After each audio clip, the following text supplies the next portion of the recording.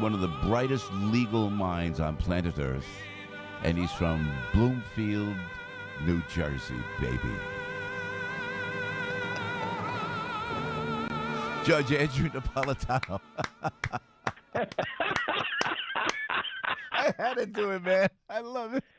You know, you are something else. one of the great towns, man. Family comes from Italy. Our grandfathers worked together for Thomas Edison, Andrew, Judge Andrew. Oh my gosh, look at this from Bloomfield, and look at you, one of the most brilliantly. You went to Princeton, the youngest. He's the youngest person appointed to the Superior Court in New Jersey by the great Governor Tom Kean.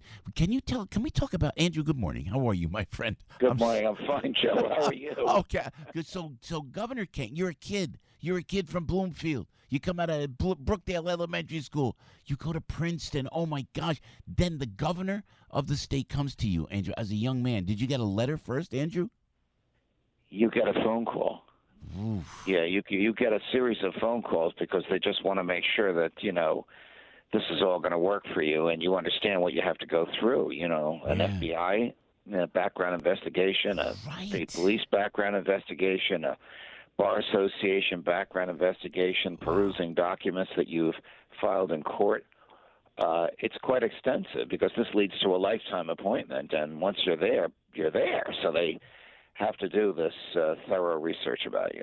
You're talking about a long time ago in my case, though. I'm assuming this is still the same procedure. yeah, same thing. And then you were there, and then did television call at that point? After a while, television called you, and you decided to make that full-time, Actually, Judge? after I left the bench, Roger Ailes called me. He had seen a speech that I gave, and we had met 20 years earlier. Wow. So I left the bench in 95. Ailes and I met in 76. Yeah. At the Republican National Convention in Kansas City. Mm. If you remember that, it was Ronald Reagan versus Gerald Ford. President Gerald Ford versus Governor Ronald Reagan. And Ailes was in the inner camp of? Right. Of Ronald Reagan. Which camp was Ailes? And everybody says Reagan. He was with Ford. No. Those days, the Republican establishment thought that Reagan was a right-wing kook.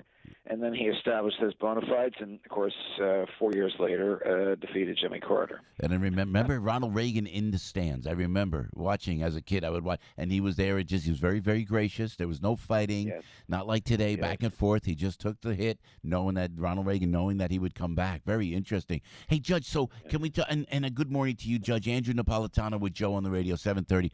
Judges pulled every which way. I have to apologize on the airwaves. One of your lovely people called, and they're all so very nice, by the way, Judge, the folks that work for you. And they called and said, could you sit in with the judge on June 17th? He's sitting in for Kennedy on Fox Business, and we have such a good time. I got my whole family, my mother, everybody's at the house. It's my birthday. And, all right.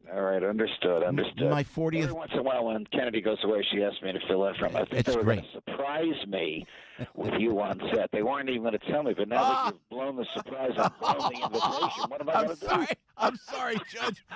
It's my 40th, Judge. I have to celebrate it in a big way. Wait. It's your what? Your 40th anniversary on radio? Yeah. Judge, first, can we go to John Dean first? I mean, those of us, I remember Watergate. You remember Watergate. It's like, John Dean, really? I mean, from Michael Cohen to John Dean, this is all that the House Judiciary Committee has? I didn't. I only watched clips, but because I knew I was going to be asked about it, I went back and I read his testimony.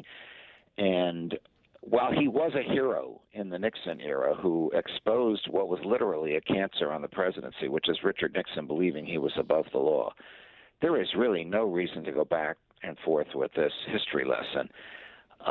And I thought that the Democrats really were foolishly wasting everybody's time and just gilding the lily yesterday. And I don't know where they want the ball to go. I don't know if they just want to embarrass President Trump or impeach President Trump. But I don't think yesterday moved the ball in the direction of either. I thought it was silly and a waste of time. Dean's a smart guy. He answered a lot of questions well, but much of it was irrelevant, and who cares? Yeah, I know. I could believe it, and it got upstaged so much by that helicopter crash in Manhattan. Yes, so which, as you know, is just a couple of blocks from where Fox is. So it was pretty hairy here yesterday. But now the House Democrats, Judge Napolitano, are apparently backing off their push for a contempt citation for William Barr. Why is that? because he agreed to surrender documents, Joe, and I'm quite stunned that he agreed to do it. Now, these are not just portions of the Mueller report that he had redacted. These are the underlying raw documents from which the report was crafted. This stuff is never revealed. So you're talking about notes made by FBI agents as they interview witnesses, transcripts of wiretaps, financial information of who was paying off whom. There are 2 million documents there. Now the House Judiciary Committee lawyers, who are very bright lawyers, and staff, who makes up the staff of the House Judiciary Committee? Ex-FBI agents. They're going to be able to go through this and second-guess Mueller and his crew. And this is exactly what the president did not want to happen. So when the president calls this a do-over, I think he's correct. And I think this could be a nightmare for him, because they're not going to interpret the documents the same way Mueller did. They're going to come up with a different interpretation. Yeah. And we're going to be back to square one again. Oh, my Lord. Judge Andrew Napolitano with Joe on the radio. You were very critical, Judge, of Justice Ginsburg for her comments about how divided the court is. Why is she off base, sir? Because she is treating the court as if it were a legislature. And though I was not in favor of Brett Kavanaugh's confirmation because of his views on surveillance, she demeaned him as if he were a little boy, as if he were still the law clerk that he was when she first met him 20 years ago. And listen, I was a little critical of her best friend on the court, who's now in heaven, my dear friend, Antonin Scalia. Because he, too, got a little political.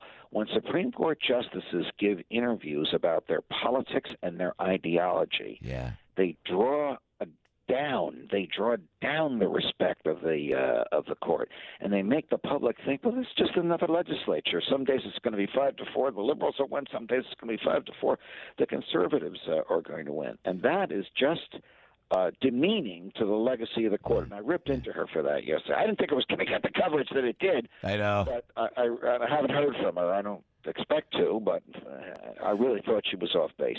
And the court should stay away from the media. They really should. They should speak only through their opinions. Yeah, isn't that interesting? I saw you say that on the air yesterday, and I don't disagree with you, Judge Napolitano. Hey, Judge Andrew, please don't. I got to ask you. We were at the university club, I think, where only smart people like you are allowed in, and I'm not. And you just brought me as a guest. Remember, was that the university club?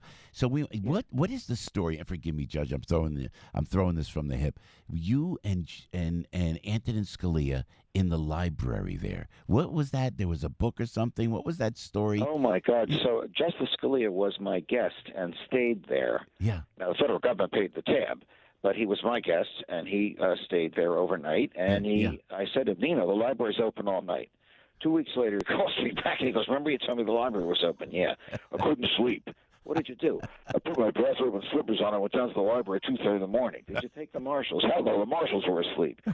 Wait a minute, Justice Scalia. You were wandering around alone in this library at 2:30 in the morning in your bathrobe and slippers. Yeah. How does this concern me? Well, I found a book. I brought the book back to the room. I started to read the book. I fell asleep the next morning while I was shaving. Maureen, Mrs. Scalia, packed the book. Where's the book now? Staring me in the face right here in the court. What the hell do you want me to do? Get that GD book back to the club and don't tell anybody about it. Don't tell anybody about it. I've told this story 100 times now on national radio. Yeah. That's great. And then there's a sad ending, and then he died. And I never got the name of the book. Oh. So Mrs. Scalia said you can come down to the house if you want and find the book. I said, how many books did he have? She said he had about 3,000 books. So now what? Do you know the name of the book that he took? No, he never gave me the name of it. I never got it back to the club. Oh my God, that's great. Judge, listen, we love you for taking the time, Judge Andrew Napolitano, and taking the time on your old pal Joey radio show. And I know you're jumping on TV now, but we appreciate it, Andrew. All the very, very best. All the best, Joe. I love you. By the way, I'll see you when I'm hosting Kennedy next. I'm so sorry about that. I promise. And you know what? Love from my mom to your mom, Judge Andrew. On my leg. You're going to show up. I will. All the best. Thank you, Judge. I appreciate it very much. Judge Andrew Napolitano right there, former New Jersey.